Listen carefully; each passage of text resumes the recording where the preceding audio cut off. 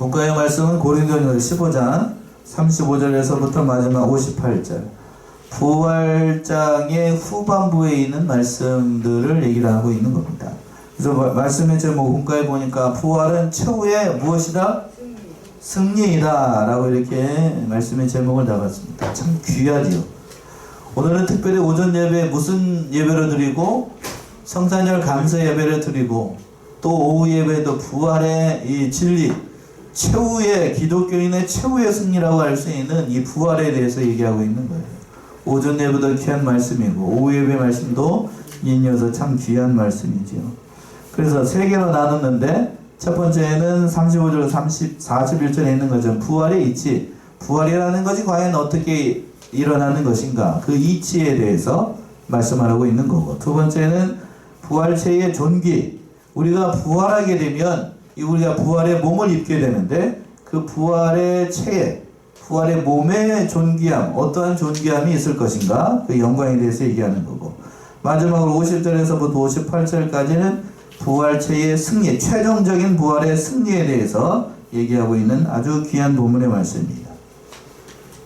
자, 첫 번째 제주로 와서 부활의 이치에 대해서 사도 바울이 설명을 하는 것인데, 자, 35절 보시면 누가 묻기를 죽은 자들이 어떻게 다시 살며 어떠한 몸으로 오느냐 하리니. 예, 부활의 이치에 대해서, 그러니까 우리가 사도 바울이 예상되는 질문에 대해서 답을 하는 형식으로 이게 얘기하고 있는 거예요. 누가 묻기를 죽은 자들이 어떻게 살며 어떠한 몸으로 오겠느냐, 두 가지 물음을 얘기를 하고 있는 거예요. 어떻게 살아나는 것이고 또 우리가 일어나게 되면 어떠한 몸으로 살아나게 되느냐, 온다는 얘기는 살아난다는 그런 의미니까요. 일어나게 될 것인가, 그에 대해서 답변을 하는 겁니다. 그래서 자, 어떻게 살아날 것인가, 이제 여기서 보게 되면 씨를 뿌리는 것을, 땅에 우리가 봄이 되게 되면 씨를 뿌리잖아요. 씨를 뿌리는 것의 비유를 들어서 설명을 하고 있습니다. 36절이요. 어리석은 자여, 너의 뿌리는 씨가 죽지 않으면 살아나지 못하겠고. 예, 어리석은 자여, 너의 뿌리는 씨가 죽지 아니하면 살아나지 못하겠고. 자, 우리가 씨를 뿌릴 때에, 씨를 뿌려서 봄에 씨를 뿌리면 씨가 가만히 땅속에 있으면은 이제 나무가 일어나는 거죠? 그런가요? 아니죠? 씨가 땅속에 스물면 씨는 반드시 어떻게 돼야 되죠? 썩어서 살아야 돼요? 죽어야 돼요? 죽어야 됩니다. 씨의 형체가 없어지고 거기서 뭐가 나와야 되냐면 싹이 나와야 나무가 됩니다. 그렇죠? 나 죽기 싫어. 나 안 죽을래. 씨 그대로 있을 거야. 알맹이 그대로 있을 거야. 내가 왜 죽어? 하고 가만히 있으면 어떻게 되는 거죠? 죽기 싫다고 가만히 있으면은 나무가 싹이 나오고 나무가 돼서 열매를 맺을 수 있나요? 없나요? 너무 제가 쉬운 걸 물어봐서 답을 안 하시죠? 죽기 싫다고 가만히 있으면 아무것도 안 일어나요. 씨알 그대로 남아 있습니다. 자, 이걸 뒤집어서 생각한다라고 하면 우리가 하나님의 나라에 가고 또 부활의 영광에 참여하기 위해서는 반드시 우리는 뭐를 거쳐야 되냐면 우리가 살아서 부활을 받는 게 아니고 죽어야 됩니다. 이렇게 얘기를 했더니 전에도 한번 말씀드린 것 같은데, 죽어서 우리가 천국에 가는 거예요? 그렇죠? 여러분 살아서 천국 가요? 물론 성경에 보게 되면 두 사람이 있어야 산채로 천국에 간 사람이 있기는 해요. 그렇죠? 에녹이 그랬고 또 누가 그랬죠? 엘리야가 그랬죠? 우리는 에녹이나 엘리야와 같은 그런 믿음이 아니기 때문에 우리는 반드시 뭐 해야 되냐면, 예, 이렇게 얘기를 하니까 어느 성도님이 그렇다고요. 목사님이 서운한 얘기한다고, 죽어야 된다고. 왜 죽어야 되냐고, 전화 죽지? 그게 아니죠. 그런 의미로 얘기한 게 아니고, 우리가 살아서는 하나님의 영원한 나라를 갈 수 없어요. 그 얘기를 지금 사도 바울은 우리가 씨를 심을 때에 씨가 죽지 않으면 살아날 수가 없다, 그 얘기를 하고 있는 거예요. 그 예를 들어서 설명을 합니다. 반드시 죽어야 이를 열매를 맺게 돼요. 요한복음 12장이지. 요한복음 12장 24절. 요한복음 12장 24절. 내가 진실로 너희에게 이르노니 한 알의 잎이 땅에 떨어져 죽지 아니하면 한 알 그대로 있고 죽으면 많은 열매를 맺느니라. 예, 그랬죠. 그러니까 하늘의 별이 떨어져 가지고 죽지 아니하면 한 알 그대로 남아있지만, 그러나 그것이 죽어서 싹이 나면 100배가 뭐예요? 그냥 엄청나게 많은 열매를 맺습니다. 저도 농사꾼의 아들이니까요. 쌀 하나를, 모 하나를 심으면 그 모 하나에서, 줄기 하나에서 나오는, 그 나락에서 나오는 그 나락이 몇 개가 열려요? 예? 안 쉬어봤어요, 여러분들이요? 예, 제가 세보니까 많아요. 많아. 농사꾼이 얼마만큼 기비료를 주고 얼마만큼 힘을 많이 쓰냐에 따라서 나락 모가지에 나오는 열매의 숫자가 다르더라고요. 그래요? 적게는 50개에서 많게는 100개 이상이 달리더라고요. 그러니까 얼마나 많이 달리는 거예요, 그러니까. 그것도 죽어야만, 살아서 죽어야만 그 열매를 맺는다. 그 얘기를 사도 바울이 얘기하고 있는 거. 37절 보시면, 또 너의 뿌리는 것은 장래의 형체를 뿌리는 것이 아니오 다만 밀이나 다른 것의 알갱이 뿐이로되. 예, 뿌리는 것은 그 장래에 그 벼 이삭을 심는 게 아니고 그 형체를 뿌리는 게 아니라 알갱이 하나만 심었어요. 알갱이 하나만 심었는데 그것이 자라가지고 벼 이삭이 되고 다른 양이 이게 되는 것처럼, 죽은 자의 부활도 그렇게 우리가 믿음으로 심으면 장차 우리가 알지 못하는 형체로 다 부활한다는 얘기입니다. 38절 보시면, 하나님이 그 뜻대로 저에게 형체를 주시되 각 종자에게 그 형체를 주시느니라. 예, 종자를 심으면 하나님께서 거기서 줄기가 나고 잎이 나고 그 모든 형체를 이루어 나가도록, 그리고 여기서 우리 감나무가 있는데 오늘 눈이 많이 와가지고 쌓여 있잖아요. 봄이 되면은 거기서 싹이 나가지고 우리가 감을 많이 먹었잖아요. 그것처럼 우리도 마찬가지예요. 그 부활의 몸도 그러한 형체로 우리가 식물이 부활하는 것처럼, 이렇게 살아나는 것처럼 부활의 몸도 하나님의 영광 가운데 그 형체로 부활한다는 겁니다. 그러니까 아름다운 모습으로, 우리가 생각할 수 없는 아름다운 영광된 모습으로 부활을 합니다. 자, 여기까지예요. 첫 번째, 식물이 심어서 죽어서 일어나는 것처럼 우리의 부활도 영광스러운 몸으로 부활을 한다는 겁니다. 이게 한 가지고, 두 번째는 뭔가 하면 39절 이하에서 보게 되면 부활체의 영광, 그러나 그 부활체의 영광이 다 같은 게 아니고 다르다는 얘기입니다. 자, 39절 보시면, 39절. 육체는 다 같은 육체가 아니니 하나는 사람의 육체요 하나는 짐승의 육체요 하나는 새의 육체요 하나는 물고기의 육체라. 예, 여기서부터는 부활체의 영광된 모습이 각각 다르다는 사실을 동물의 그 육체를 비교를 해가지고 설명을 하는 겁니다. 그러니까 사람의 모습이나 짐승의 모습이나 새의 모습이나 물고기의 모습은 같아요, 달라요? 다 달라요. 다 다르죠? 다 다른 것처럼 우리가 예수를 믿어서 부활의 영광을 입게 되면 이 부활체의 영광의 모습이 각각 다 다르다는 얘기입니다. 똑같이 그리스도의 영광된 모습으로 부활하는 건 맞는데 그 영광된 모습이 각각 다 같은 게 아니고 다르다는 얘기입니다.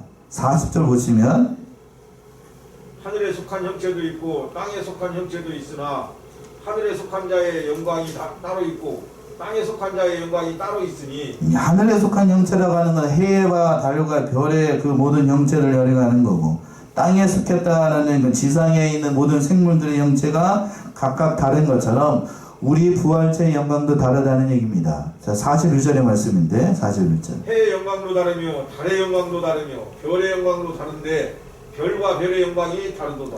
야, 밤하늘 요즘 보셨어요? 밤하늘 보시면은 반짝반짝 큰 별이 있고 보일랑말랑 하는 작은 별들도 있고, 태양빛과, 오늘 지금 태양이 떴는데 태양이 일어나니까 지금 쬐니까 지금 눈이 녹잖아요. 그쵸? 태양의 영광이 다르고 또 저녁에 달의 영광이 다르고, 달 중에서도 금음달의 영광이 다르고 보름달의 영광이 다르죠? 그 옆에 있는 별의 영광이 다르고 다 다른 것처럼 우리가 예수를 믿어서 부활할 때에 우리 부활체가 있게 되는 그 영광된 모습이 질과 양이 다 같지 않다는 얘기입니다. 다 달라요. 그래서 그리스도의 형상대로 부활하는 건 사실이지만 그러나 부활 후의 영광된 모습이 다 다릅니다. 가장 큰 영광의 모습은 무엇일까? 누가 가장 크게 부활할까? 계시록 말씀에 보게 되면 순교자의 영광이 제일 커요. 예수 그리스도를 믿어서 그 부활의 영광에 참여할 때에 순교자의 영광이 제일 큽니다. 요한계시록 6장 9절 한번 보세요. 요한계시록 6장 9절.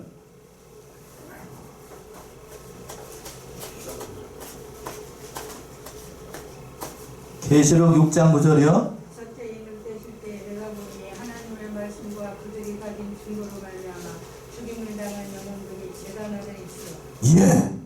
자 보세요. 제가 왜 이 말씀을 찾으라고 그랬냐면 다섯째 인을 떼실 때 내가 보니 여기서 사도 요한이 보니 하나님의 말씀과 저희의 가진 증거를 인하여 죽임을 당한 영혼들이 어디 아래 있다고요? 제단 아래 있어. 제단 아래에 있습니다. 그러니까 말씀 때문에 죽은 순교자의 영혼들이 하나님의 제단 아래, 이걸 특별 반열이라고 얘기합니다. 저는 특별 반열 안에 앉아있는 사람들이 있었어요. 일찍 죽임을 받은 사람들. 그러니까 이 사실은 천국에도 각각 받는 성도들이 받는 영광이 같다 다르다? 다르다. 이 특별 반열이 있잖아요. 그렇죠? 순교자의 특별 반열인 것 자체가 이미 다르다는 얘기 아니에요. 천국의 영광이 다 같다. 이렇게 주장하는 신약자들이 있어요. 저는 이 얘기를 듭니다. 그럼 일찍 죽임을 당한 제단 안에 놓여있는 이 사람들을 어떻게 설명을 할 거냐? 어떻게 설명할 거예요?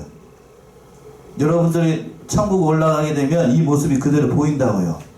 이 사람들 특별 반열에 앉아있는 거 아닌가요? 그쵸? 모든 천사들이 지켜보고 있고 하나님의 특별 배는 제단 안에 일찍 죽임을 받은 사람들이 거기에 앉아 있어요. 그 자체가 이미 특별한 대우를 받고 있는 거죠. 얼마 전에 월드컵이 끝났습니다. 그쵸? 자, 월드컵에서 제일 비싼 석, VIP석, 비쌉니다. 그 사람, 거기에 있는 세상에서도 월드컵 경기 하나를 볼 때에도 제일 비싼 돈 주고 제일 좋은 곳에 앉아가지고 VIP석이라 가지고 거기 앉아서 봅니다. 그쵸? 아마 모르겠어요. 저기 안표를 하게 되면 얼마가 될지 모르겠는데 아마 비싸다고 이번에 카타르 월드컵에 들어갈 때에 그 일반석이 아니고 VIP석은 대단히 비싸다고 했는데 아무나 앉아있을 수 있는 게 아니에요. 세상에 그러한 자리도 그 VIP석에 있는데 천국에도 있다는 사실은 그 부활체의 영광이 다르다는 얘기입니다. 그러니까 그럼 천국에서 가장 인정을 받는 건 오늘 계시록에 있는 것처럼 하나님의 말씀과 저희가 가진 그 믿음의 증거를 인하여서 주와 복음에 의해서 충성하다가 죽임을 당한 사람들이 특별 반열에 앉아 있는 거예요. 그냥 그 사람들이 부활하게 되면 그 부활체의 영광이 다르다는 얘기죠. 그게 공평한 거 아닌가요? 여러분 어떻게 생각하세요? 그게 공평한 거 아니에요? 예. 사도 바울이나 그 이름 없이 빛도 없이 주와 복음을 위해서 충성하고 다른 사람들은 알아주지 못하는 그런 세상에서 그런 대접받지 못하고 죽은 사람들, 어떤 의미에서 그 사람들 때문에 저와 여러분들이 이 자리에 앉아 있는 거예요. 그 사람들이 우리가 똑같은 대접을 받는다라고 하면 그 불공평한 겁니다. 그쵸? 불공평한 거예요.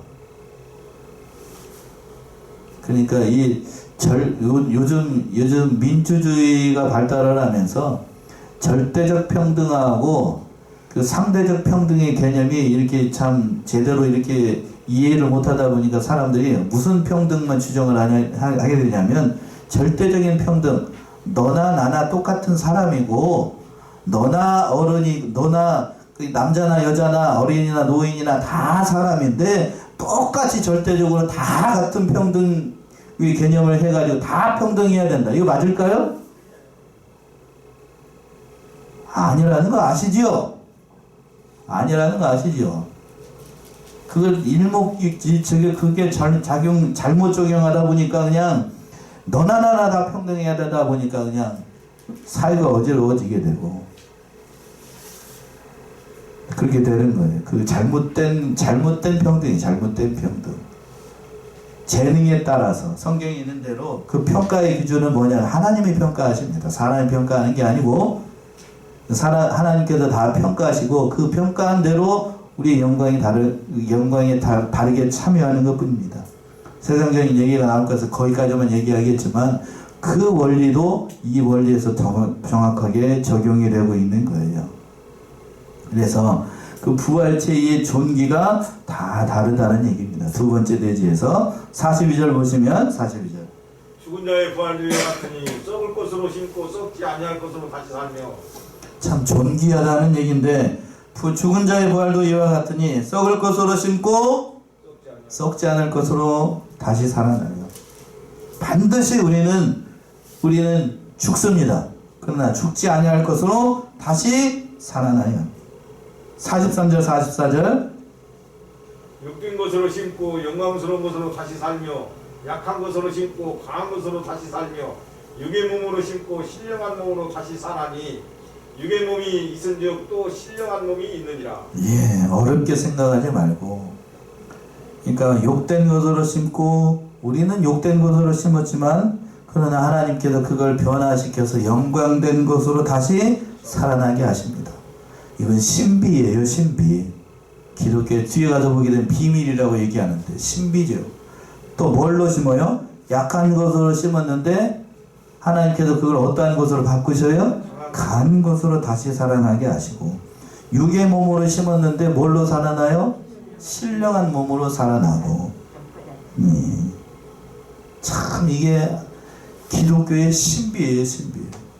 그러니까 우리가 믿는 일만 잘하게 되면 하나님께서 이 모든 영광의 모습대로 다 변화하게 됩니다. 자, 빌립보 3장으로 가보세요. 안 찾아볼 수가 없네. 빌립보 3장 20절에서부터 21절 사도 바울이 이렇게 얘기했어요. 빌립보 3장 20절 21절. 오직 우리의 시민권은 하늘에 있는지라 거기로서 구원하는 자 곧 주 예수 그리스도를 기다리노니 그가 만물을 자기에게 복종케 하실 수 있는 자의 역사로 우리의 낮은 몸을 자기 영광의 몸의 형체와 같이 변케 하시리라. 예, 우리의 낮은 몸을 자기의 영광의 몸의 형체와 같이 어떻게 하신다고요? 변케 하시리라. 우리의 몸, 예수 그리스도를 믿는 그 믿음의 사람들은 이 몸, 이 낮아 있는 육신의 몸을 예수님과 같은 그런 영광된 모습으로 다 부활시킵니다. 그래서 예수님과 같은 그 부활의 몸을 입게 되면 우리는 시공간의 제약을 받지 않고 그 모든 영광된 몸으로 예수님과 같이 영원토록 하나님의 나라에서 영생 복락을 누리게 됩니다. 그렇다고 해서 예수님과 같은 몸을, 신령한 몸을 입는다고 해서 우리가 예수님이 된다는 건 아니에요.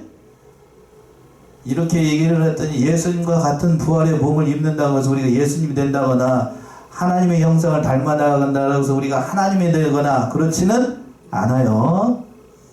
신학적으로 이게 공유적 속성, 비공유적 속성에 가지고 복잡한 얘기가 있습니다만 결코 하나님께서 그 하나님의 형상을 하나님께서 주시지 않는 대목이 있어요. 그 비공유적, 하나님만이 가지고 있는 독특한 속성은 인간에게 주시지 않아요. 독불부단이라고 얘기하는데 독립성, 불변성, 영원성, 단일성 이거는 하나님께서 인간에게 주시지 않아요. 하나님만 가지고 있어요. 하나님만. 그러나 예수를 믿게 되면 그 모든 영상을 그리고 그 부활의 영광에 참여할 수 있게끔은 하시는 거예요. 자, 45절. 기록된 바 첫사람 아담은 산 영이 되었다 함과 같이 마지막 아담은 살려주는 영이 되었나니. 살려주는 영이 되었다. 어렵게 생각하지 마세요. 46절. 그러나 먼저는 신령한 자가 아니요 육 있는 자요 그 다음에 신령한 자니라. 49절까지 읽어보세요. 첫사람은 땅에서 났으니 흙에 속한 자이거니와 둘째 사람은 하늘에서 나셨느니라. 무릇 흙에 속한 자는 저 흙에 속한 자들과 같고 무릇 하늘에 속한 자는 저 하늘에 속한 자들과 같으니 우리가 흙에 속한 자의 형상을 입은 것 같이 또한 하늘에 속한 자의 형상을 입으리라. 예, 어렵게 느껴지게 말 생각하지 마시고 논리적으로 이걸 접근해야 되는데 가장 중요한 말씀 몇 절이냐면 49절에 있는 말씀이에요. 우리가 흙에 속한 자 아담의 형상을 입은 것 같이 반드시 우리가 누구에 속한 자의 형상을 입게 되냐면 하늘에 속한 자 누구요? 예수님께서 주신 그 부활의 형상에 참여하게 된다는 얘기입니다. 어렵게 생각하지 마셔요. 우리가 아담의 후손으로 태어났다라고 하면 예수 그리스도를 믿는 믿음으로 말미암아 반드시 하늘에 속한 자의 형상, 예수님의 형상, 그 부활의 형상에 부활의 영광에 반드시 뭐 한다고요? 참여하게 된다. 반드시 참여하게 된다. 거기까지만 알아도 돼요. 거기까지만. 그 믿는 믿음으로 말미암아. 그리고 그 반드시 우리가 그 부활에 참여하게 되고 반드시 우리는 승리하게 된다. 그 마지막 대지의 말씀 50절 이하의 말씀이 부활의 승리에 대해서 최종적인 하나님 백성의 승리 그것에 대해서 얘기하고 있습니다. 50절 보시면 형제들아 내가 이것을 말하노니 혈과 육은 하나님 나라를 유업으로 받을 수 없고 또한 썩은 것은 썩지 아니할 것을 유업으로 받지 못하느니라. 예. 50절의 말씀이 참 중요한 말씀인데 형제들아 내가 이것을 말하노니 혈과 육은 뭘 받을 수가 없어요? 하나님의 나라를 받을 수 없고 또한 썩은 것은 썩지 아니할 것을 유업으로 받지 못하리라. 저기 어르신들이 전라도 어르신들이 속 썩이는 자식들 보게 되면 뭐라고 욕을 하냐면 무슨 놈이라고? 그 틀린 말은 아니에요. 틀린 말은 아닌데 듣기 좋은 말은 아닙니다. 그걸로 심어가지고 우리는 어떠한 몸으로 썩지 않을 몸으로 이런 신령한 몸으로 일어나게 돼요. 그러니까 알고서 그런 얘기를 하는지 모르고서 얘기를 하는지 알 수가 없지만 웃자고 하는 얘기입니다만 그 몸은 여감이 별로 좋지 않아서 안 되겠네. 혈과 육은 그 썩어질 몸은 하나님의 나라를 유업으로 받을 수가 없어요. 그래서 반드시 뭐 해야 되냐면 썩어야 돼요. 없어져야 됩니다. 왜? 그 몸은 받을 수가 없으니까. 오직 썩지 아니할 그 신령한 몸으로 하나님의 유업을 받을 수가 있으니까 그 부활체의 영광으로 우리가 덧입게 되는 겁니다. 그러면서 51절 이하에 보게 되면 그 호련히 변화되고 되고 그 모습을 다시 한번 얘기하고 있어요. 51절 보시면 보라 내가 너희에게 비밀을 말하노니 우리가 다 잠잘 것이 아니오 마지막 나팔에 순식간에 호련히 다 변화하리니. 예. 참 귀한 말씀이죠. 자, 보라 내가 너희에게 뭐를 말하느니? 비밀을 말하니. 부활이 비밀이라는 얘기예요. 부활이 비밀이라는 거고 또 그 부활에도 뭐가 있다는 얘기냐면 순서가 있어요. 이게 비밀이라는 얘기입니다. 우리가 다 잠잘 것이 아니요 마지막 나팔에 순식간에 호련히 다 어떻게 된다고요? 변화합니다.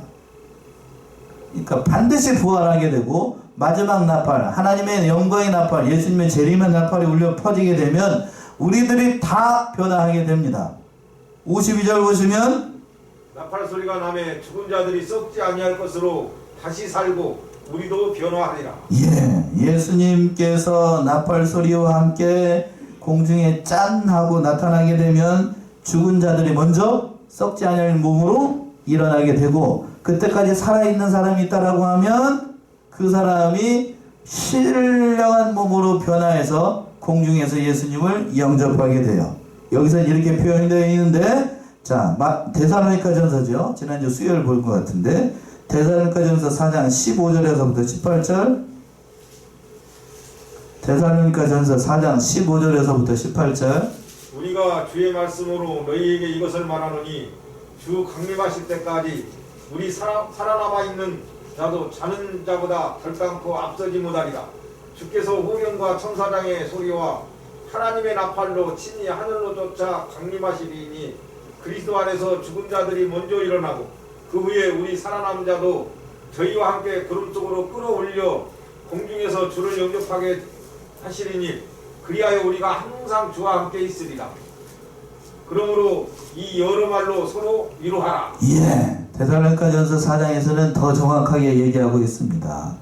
뭐라고 그랬냐면 15절 보시면 우리가 주의 말씀으로 너에게 이것을 말하느니 주 강림하실 때에 살아남아 있는 자도 자는 자보다 결단코 앞서지 못하리라.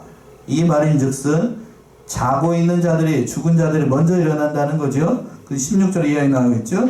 주께서 호령과 천사장의 소리와 하나님의 나팔로 친히 하늘로 쫓아 강림하시리니 그리스도 안에서 죽은 자들이 먼저 일어나고, 잠자는 자들이 먼저 일어난다고요. 무덤 속에서 잠자고 있는 자들이 먼저 일어나고, 자 17절 보시면 그 후에 살아남은 자도 저희와 함께 어디로 끌려 올라가요? 구름 속으로 끌어올려 공중에서 주를 영접하리라.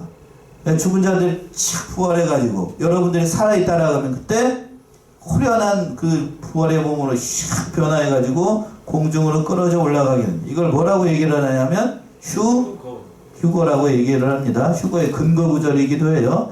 이걸 오늘날 현대 신학자료가 목사님들 가운데에는 이걸 믿지 않는 사람들도 있어요. 그런 저는 이걸 문자 그대로 믿습니다.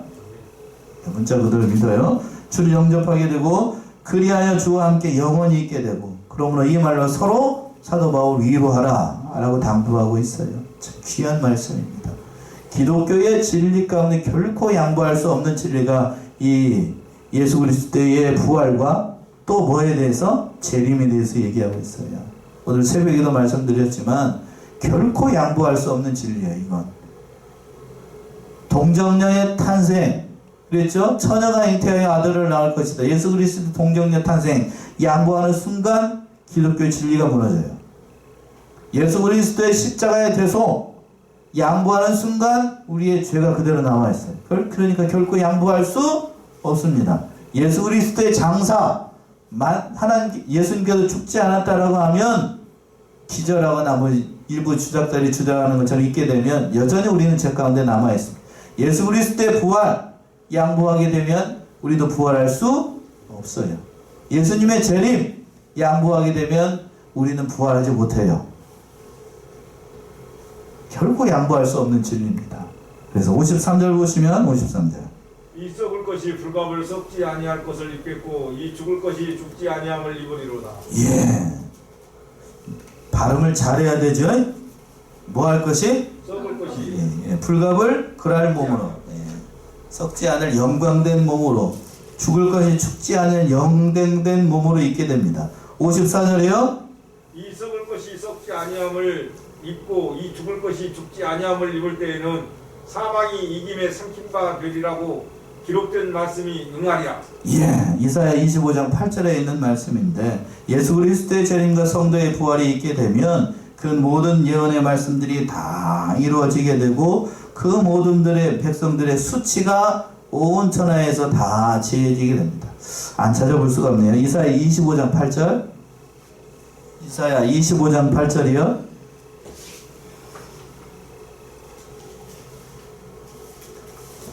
이사야 25장 8절. 사망을 영원히 맞아요. 사망을 영원히 멸하실 것이라. 주 여호와께서 모든 얼굴에서 눈물을 씻기시며 그 백성의 수치를 온 천하에서 제하시리라. 여호와께서 이같이 말씀하셨느니라. 예, 사망을 영원히 어떻게 한다고요? 멸하신다. 예수님이 재림하시게 되면 사망이라고 하는 것을 영원히 멸해서 주 여호와께서 모든 얼굴에서 뭐를 씻겨주시고 눈물을 씻겨주셔. 참 귀한 말씀입니다. 눈물을 씻겨주시고 그 백성의 수치를 온 천하에서 제하시리라. 참 귀한 말씀이에요. 눈에 흘리는 눈물, 죄 때문에 흘리는 그 눈에서 흘리는 눈물을 제해주시고 그 백성의 수치스러운 그 모든 것을 제해버리시는 하나님의 말씀이 이와 같이 이루신다는 거예요. 그 말씀이 인내해지게 됩니다.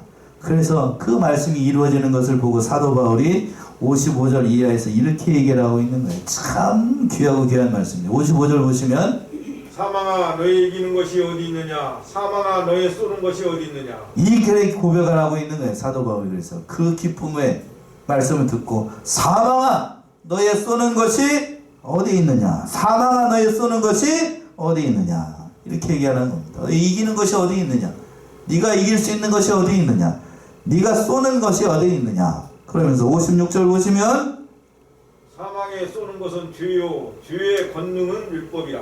예.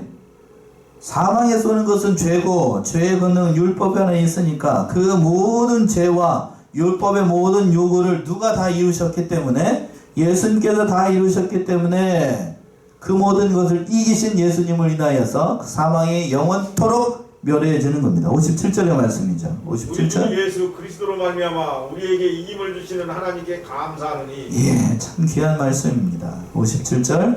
우리 주 예수 그리스도로 말미암아 우리에게 이김을 주신 하나님께 감사하노니.